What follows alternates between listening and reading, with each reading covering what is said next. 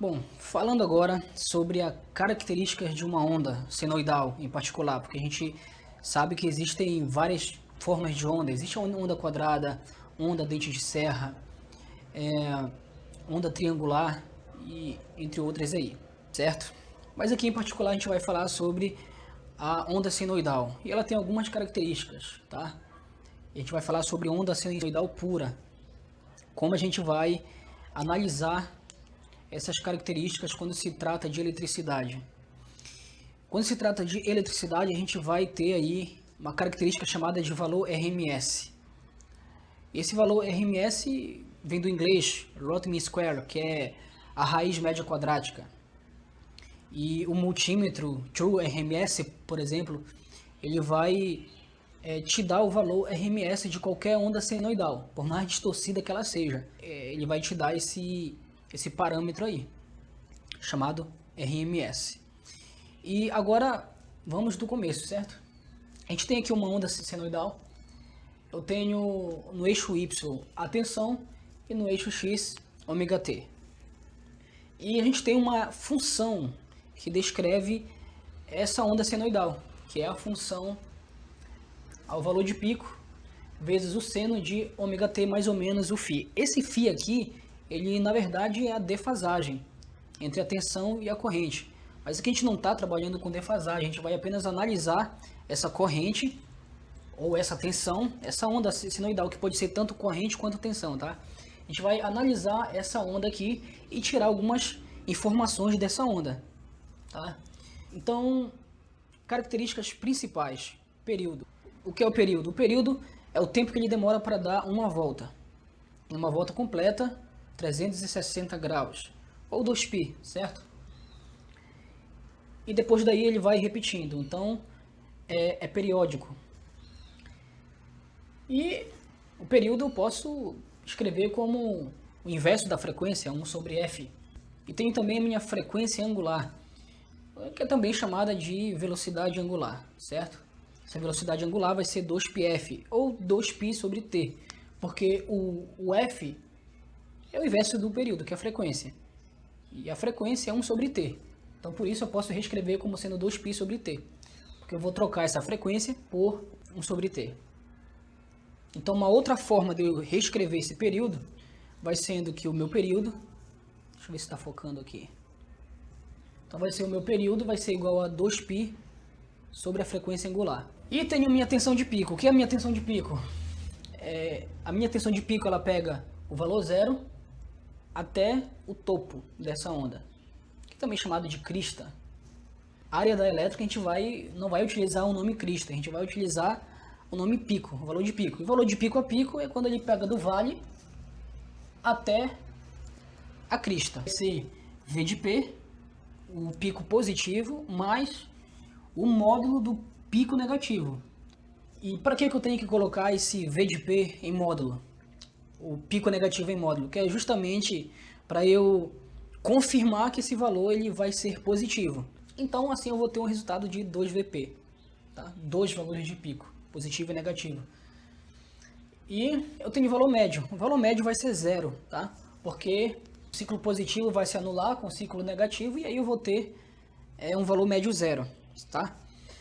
E eu tenho o meu valor RMS, que é o famoso root mean square, que é a raiz média quadrática. Antes de eu falar sobre esse valor RMS, a gente tem que dar uma analisada primeiro, saber o que vem a ser esse valor RMS. Exemplo, vamos supor que eu tenho um circuito aqui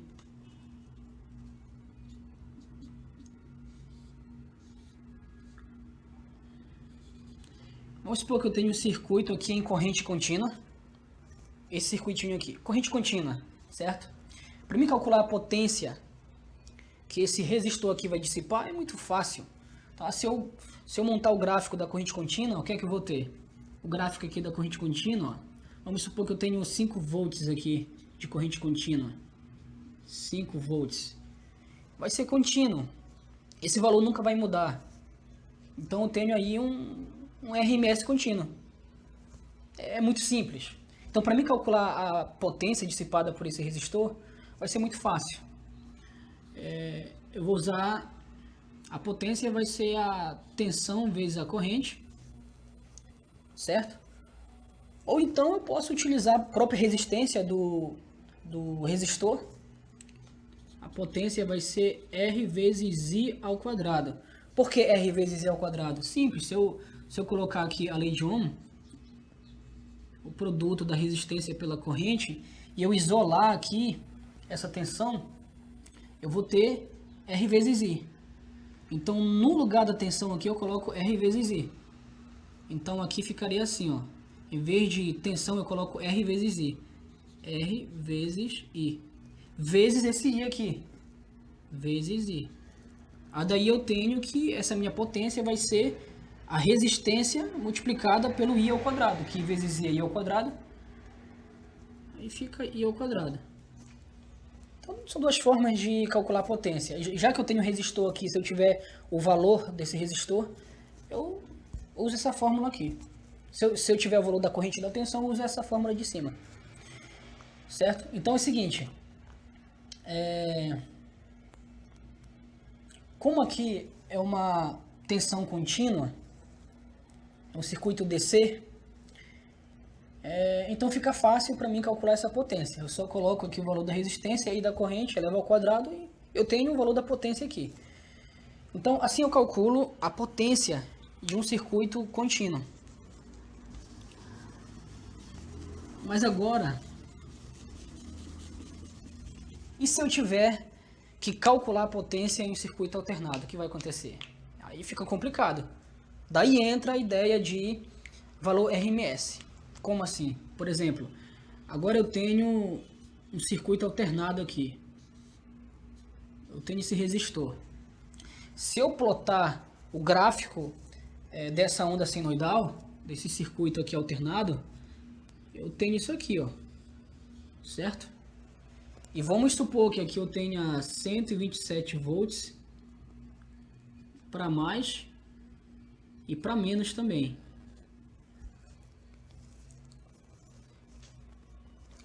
Esse aqui, olha, vai ser o meu valor de pico positivo. E esse de baixo aqui vai ser meu valor de pico negativo. Se eu quiser calcular a potência, o que é que eu estou percebendo nessa onda senoidal? Que os valores aqui, ó, eles estão mudando constantemente. Então, eu só vou atingir 127 volts quando eu estiver no meu valor de pico. Enquanto eu não atinjo esse meu valor de pico, eu não tenho 127 volts. Então, eu vou ter valores no decorrer dessa onda. Então, o que eu vou conseguir medir aqui vai ser uma potência instantânea. É o que eu vou conseguir fazer aqui. Exemplo, se eu pegar um valor bem aqui, vamos supor que eu tenha 90 volts aqui, tá? Se eu tiver 90 volts, eu vou calcular a potência, por exemplo, a potência, olha. Agora aqui vai estar relacionado ao tempo já, né? Porque aqui eu vou ter a tensão em relação ao tempo. Enquanto o tempo vai passando, eu vou ter a minha onda senoidal alternando os valores entre positivos e negativos. Então aqui vai entrar o tempo.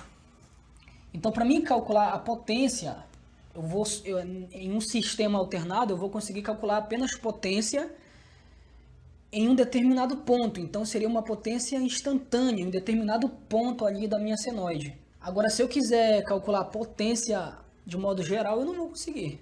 Por que não vou conseguir? Porque os valores ficam alternando, não tem como eu fazer isso. Daí, cria-se o valor RMS. Então, o que seria esse valor RMS? Seria um valor contínuo na tensão alternada que fosse equivalente à potência do circuito contínuo. Daí entra a importância do valor RMS. Aí se você pegar o valor RMS, aí você vai conseguir calcular a potência do circuito de modo geral e não só apenas dos pontos em cada instante de tempo. Mas agora eu vou tirar uma média dessa onda, que geralmente essa média ela vai ser mais ou menos por aqui, que vai ser 70%. É isso que vai acontecer, certo? O valor RMS de uma onda senoidal pura, se eu quiser calcular, eu pego o valor de pico e divido pela raiz de 2. Essa formulazinha só vai funcionar quando eu tiver uma onda senoidal pura. Se o meu sinal tiver distorcido, mais ou menos assim, se eu tiver um sinal distorcido assim, ó, não vai funcionar. Se você dividir o valor de pico pela raiz de 2, vai dar errado. Daí entra a diferença do multímetro comum para o multímetro True RMS. O multímetro comum, ele não consegue te mostrar o valor RMS de uma onda distorcida desse jeito aqui. É um valor errado. Já o multímetro True RMS, ele vai conseguir te dar um valor mais exato do RMS mesmo para uma onda senoidal, um sinal aí distorcido. Aí você me pergunta, então de onde veio essa fórmula aí, que o valor RMS é o valor de pico dividido para 2? É muito simples. Aí você vai precisar de uma análise de integração. Por exemplo, eu tenho aqui uma função que descreve uma onda senoidal, que vai ser V de t, valor de pico vezes seno ômega t. A gente não vai usar essa fase aqui porque a gente não tem defasagem. E o RMS, como é root mean square, que é a raiz quadrada da média dos valores ao quadrado. É isso aqui que basicamente significa o valor RMS. Então, essa fórmula aqui vai ser para calcular o valor RMS de qualquer onda. Por mais distorcida que seja a onda, você vai ter que usar essa fórmula aqui para você calcular o valor RMS. Mas quando a onda for perfeitamente senoidal, aí você pode simplesmente pegar o valor de pico e dividir pela raiz de 2, certo? Se a onda não for perfeitamente senoidal e tiver distorções, daí você tem que voltar para o princípio, integrar a função que descreve aquele tipo de onda e resolver a integração para você chegar no resultado ou na fórmula daquela onda. O que a gente vai fazer aqui? A gente vai fazer uma integração. Daqui você já vai precisar de um conhecimento de ensino superior. Como resolver uma integração. E fórmula aqui para descobrir a tensão eficaz ou corrente eficaz. Nesse caso aqui é a tensão eficaz. Então você pega que a tensão eficaz ela vai ser igual a raiz quadrada de 1 sobre o período, integrando de 0 a um determinado período, da função que descreve a minha onda ao quadrado dt. Então, a função que descreve a minha onda vai ser esse aqui. Então, eu vou substituir em meu VT aqui. Eu pego esse VT e reescrevo ele pelo seu equivalente. Eu vou ter que a minha tensão eficaz vai ser igual a raiz quadrada de 1 sobre t, integrando de 0 a t, de V de P vezes seno ômega t. Repetindo, esse φ ele não vai entrar porque eu não tenho defasagem aqui, ao quadrado. E como toda essa galerinha aqui dentro está elevado ao quadrado, o meu valor de pico está elevado ao quadrado e o meu seno está elevado ao quadrado. Esse meu valor de pico aqui é uma constante, jogo ele para fora da integral. Então ele vem aqui para fora. Claro, jogando também o limite de integração. Eu vou integrar de 0 até 2π. É uma onda completa, tá? Então coloco aqui de 0 a 2π. Então o meu período aqui vai ser 2π, tá bom? 1 sobre 2π, integrando de 0 até 2π dessa função ao quadrado e depois extraio a raiz quadrada de ômega t. Por que ômega t? Porque eu estou integrando em relação a ômega t. Por isso que é ômega t, tá bom? Então esse meu VP vem para fora e fico dentro da integral apenas seno ao quadrado de ômega t de ômega t. Daqui, por tabela, eu vou ter que pegar a propriedade da integral de seno ao quadrado de ômega t. E se você olhar na tabela, tá, isso aqui já é um valor estipulado já, que o seno ao quadrado de ômega t de ômega t vai ser igual a meio de ômega t menos seno de 2 ômega t dividido para 4. Então eu vou pegar esse camaradinho aqui e colocar no lugar de seno ao quadrado de ômega t de ômega t. Aí eu coloco aqui. Esse camaradinho bem aqui, ele foi substituído por isso aqui, tá? E o limite de integração continuou, de 0 a 2π. 0 a 2π, o limite de integração. Eu vou ter que multiplicar, fazer essa multiplicação, multiplicar meio por toda essa galerinha que está dentro desse parênteses. Aí eu vou ter que meio vezes ômega t vai ser ômega t dividido para 2, tá? Então esse 2 vem aqui para baixo. E meio dividido para seno de 2 ômega t dividido para 2. Fica 1 vezes seno de 2 ômega t e 2 vezes 2, 4. O limite de integração vai ser o seguinte, vai ser o de cima menos o de baixo. É sempre assim, o de cima menos o de baixo.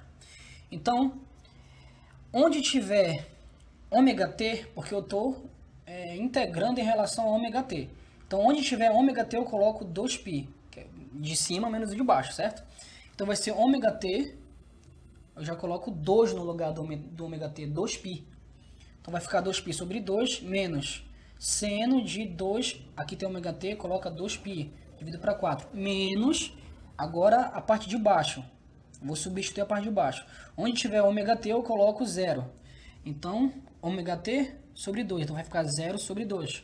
Menos seno de 2 ômega t. Coloco 0. Divido para 4. 2 vezes 0, 0. Seno de 0, 0. 0 dividido para 4, 0. Aqui, 0. 0 dividido para 2, 0. Então, estou fazendo os cortes bem interessantes aqui. Aqui vai ficar 2 vezes 2, 4. Vai ficar 4π. Então, posso cortar esse 4 de cima aqui com esse 4 de baixo. Aí vai ficar seno de π. E seno de π é 0. Então, vou cortar esse camarada aqui também. Ó, vai ser 0. Posso cortar esse 2 aqui com esse 2 e vai ficar só π. Eu cortei todo mundo aqui praticamente, certo? Aqui ficou o valor de π ao quadrado dividido para 2π vezes π. Eu posso cortar esse π com esse π. Eu tenho que o meu valor eficaz vai ser o valor de π ao quadrado dividido para 2. Eu posso cortar esse quadrado com essa raiz. Então, esse v de p fica sem a raiz. E o 2 ficou dentro da raiz, porque eu não cortei nada. Então, eu tenho que o meu valor eficaz vai ser o valor de π dividido pela raiz de 2. E aqui eu tenho o meu resultado. Tá bom? Eu tenho a minha fórmula. Então, quando eu tiver uma onda senoidal perfeita, sem defeito, eu vou simplesmente dividir o valor de π pela raiz de 2 para encontrar o valor eficaz, ou o RMS. Dessa forma, eu encontro o meu RMS. E se eu pegar aqui, olha, 1 e dividir pela raiz de 2, eu vou ter exatamente 0,70, que representa 70%, tá? Se eu multiplicar isso aqui por 100, eu vou ter 70, que seria o meu 70%. Exatamente aqui, ó, 70% dessa minha onda. Então, esse meu valor RMS representa a minha onda senoidal, só que de forma constante, que é equivalente ao meu circuito contínuo. E isso vai facilitar demais eu poder calcular a potência em um circuito trifásico. Então, esse valor RMS, ele é aquele valor que chega na nossa tomada de casa. Quando você ouve falar, em tal linha está passando 13.8 kV, 13.800 volts. Na verdade, aquilo ali é valor eficaz. E os equipamentos eles não vão funcionar com valor de pico. Então você tem o valor de pico e tem o valor eficaz. Os multímetros analógicos e digitais, eles vão medir justamente o valor eficaz, não o valor de pico. Esses aparelhos vão fazer um cálculo interno para fazer o valor eficaz. Por exemplo, o multímetro comum, ele faz uma retificação do sinal. Ele pode utilizar até ponte de diodo para fazer essa retificação. Ele transforma o sinal alternado em um sinal contínuo pulsante e tira uma média ali que dá aproximadamente o valor RMS. E o multímetro True RMS, ele te dá um valor mais exato desse RMS, porque ele vai pegar valores da onda senoidal, vai elevar ao quadrado, vai tirar a média e depois tira a raiz quadrada daqueles valores ali, te dando o valor RMS de forma mais exata. Daí você pode me perguntar, claro, por que dividir 1 pela raiz de 2? Para poder dar esse 70% aí. De onde você tirou esse 1 para poder dividir pela raiz de 2? Bom, eu não vou fazer esses cálculos agora, mas eu vou pelo menos explicar de onde surgiu esse 1 aqui. Esse 1 aqui ele vai surgir exatamente quando eu integrar esse período aqui de 0 até π. Até então aqui, ó, eu estou integrando de 0 até 2π, é um ciclo inteiro. Mas se eu pegar e fazer essa integração do primeiro ciclo de 0 até π, o meu RMS, que é a mesma coisa que o valor eficaz, vai ser 1 sobre π, a integral de 0 até π, de seno de θ ao quadrado de θ. E agora eu vou estar integrando em relação a θ. Resolvendo essa integral, você vai encontrar 1 sobre a raiz de 2. E quando você divide 1 sobre a raiz de 2, você vai ter exatamente o seu 70%, equivalente ao valor RMS. Espero que o assunto tenha ficado claro e até outra hora.